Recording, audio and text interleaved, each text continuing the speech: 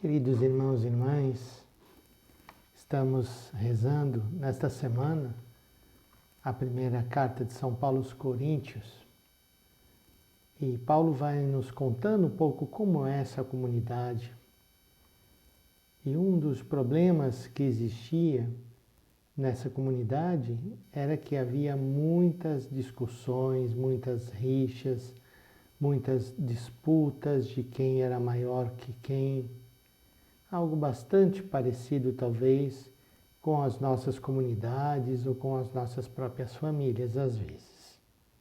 Por isso é bom que a gente tome essa leitura e reze, pedindo ao Senhor também que nesse mês da Bíblia possa nos iluminar, possa nos mostrar como é importante a gente compreender que a palavra de Deus é sempre atual, sempre traz uma mensagem, ela interfere, ilumina a nossa vida. Paulo está falando para essa comunidade e diz que, em primeiro lugar, nem todo mundo naquela comunidade são pessoas espirituais, ou seja, pessoas que estão se deixando mover pelo Espírito Santo de Deus. Há muita gente que ainda está num plano meramente humano. E a gente sabe que quando a gente não tem um olhar de fé sobre as coisas ficam muito pesadas, muito difíceis da gente superar o dia a dia, as incompreensões, as discussões que vão acontecendo. É isso que Paulo está tratando aqui.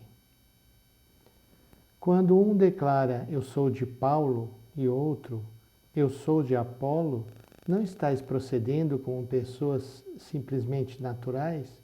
Pois o que é Apolo e o que é Paulo não passam de servidores. Cada um deles exerce o seu serviço segundo o dom recebido de Deus. Então nós sabemos como normalmente as pessoas tomam partido por um lado, por outro, apoiam um, criticam o outro, julgam a todos, né? E se esquecem daquilo que a palavra de Deus hoje tem a nos dizer. Eu plantei, Apolo regou, mas quem foi que fez crescer a comunidade? Deus. Então, para além de quem está à frente, ou das dificuldades que nós possamos ter com uma ou outra pessoa, nós temos que nos colocar a serviço e acreditar que é o Senhor que constrói a comunidade. Nem o que planta, nem o que rega são propriamente importantes. Quem é importante é aquele que faz crescer, que é Deus. Aquele que planta e aquele que rega formam uma unidade, mas cada um receberá o seu próprio salário proporcional ao seu trabalho. E Paulo conclui dizendo: nós somos todos cooperadores de Deus. E vós sois a lavoura de Deus, a construção de Deus. É muito importante essa leitura, que nós não sejamos e nem queiramos ser melhor do que ninguém, mas que nós possamos dar a nossa cooperação, a nossa contribuição para a construção da nossa comunidade, para que na nossa família haja paz, haja compreensão, haja ajuda mútua. E o Evangelho de hoje, um Evangelho muito bonito, que mostra também uma cena muito simples da vida de Jesus. Jesus que vai na casa de Simão e, chegando ali, a sogra de Simão estava sofrendo com uma febre muito alta. Então Jesus a cura, inclinando-se sobre ela, ameaçou a febre a deixou, e qual é o resultado? Imediatamente, diz o Evangelho, ela se pôs a servi-los. Então a atitude de quem é curado da sua enfermidade é servir a todos. É para isso que o Senhor vem em nosso auxílio. Depois dessa cura dessa senhora, diz que ao pôr do sol, todos os que tinham doentes atingidos por diversos males os levaram a Jesus.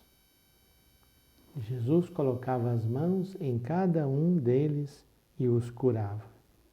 Saíam também demônios, Jesus os ameaçava e não os deixava falar porque sabiam que ele era o Messias.